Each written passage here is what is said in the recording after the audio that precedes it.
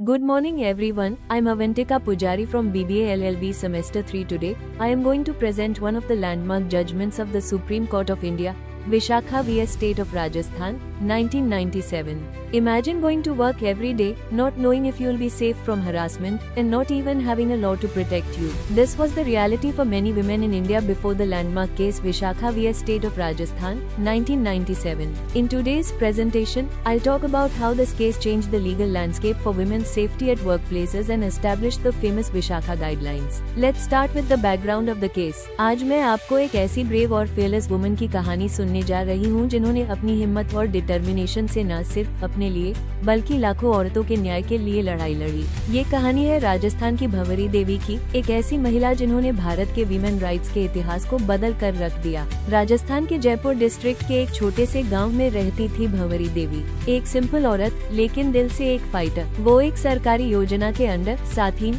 Social worker के रूप में काम करती थी। उनका काम था गांव में चाइल्ड मैरिज जैसे सोशल इवल्स को रोकना और महिलाओं को उनके राइट्स के बारे में जागरूक करना। एक दिन जब भंवरी देवी ने अपने गांव के एक पावरफुल गुर्जर फैमिली के घर में 9 महीने की लड़की का बाल विवाह रोकने की कोशिश की तो कुछ लोगों को ये बात बुरी लग गई। उन्हें लगा एक निचली जाति की महिला कैसे उनके रीति रिवाजों को चैलेंज कर सकती है। बदले की भावना में 5 आदमियों ने भंवरी देवी और उनके पति पर अटैक कर दिया। अन लोगों ने उनके पति के सामने ही भंवरी देवी के साथ गैंग रेप किया। ये घटना इतनी शॉक कर देने वाली थी कि पूरा गांव चुप हो गया, लेकिन भंवरी देवी ने हार नहीं मानी।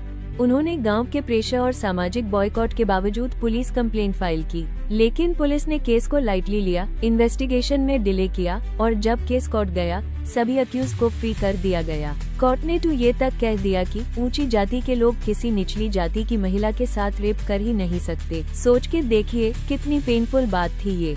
इस इंसिडेंट ने प्योर इंडिया को हिला कर रख दिया। विमेन ऑर्गेनाइजेशंस ने इस इशू को नेशनल लेवल पर उठाया।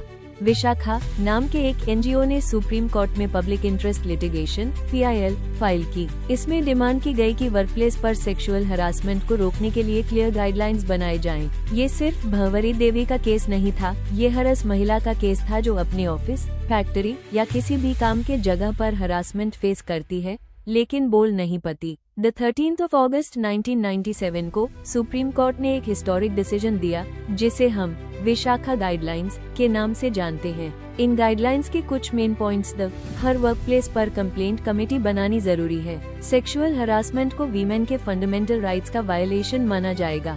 महिलाओं को सेफ और रिस्पेक्टफुल एनवायरनमेंट देना एम्प्लॉयर की रिस्पॉन्सिबिलिटी है।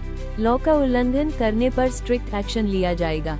भंवरी देवी की फाइट सिर्फ पर्सनल स्ट्रगल नहीं थी बल्कि एक मूवमेंट थी उन सब वीमेन के लिए जो अपने राइट्स के लिए स्टैंड लेने से डरते हैं। उनकी स्टोरी हमें ये सिखाती है कि अगर हम इनजस्टिस के खिलाफ खड़े नहीं होंगे तो समाज कभी चेंज नहीं होगा।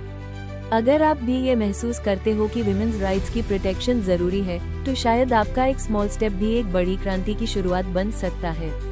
Thank you.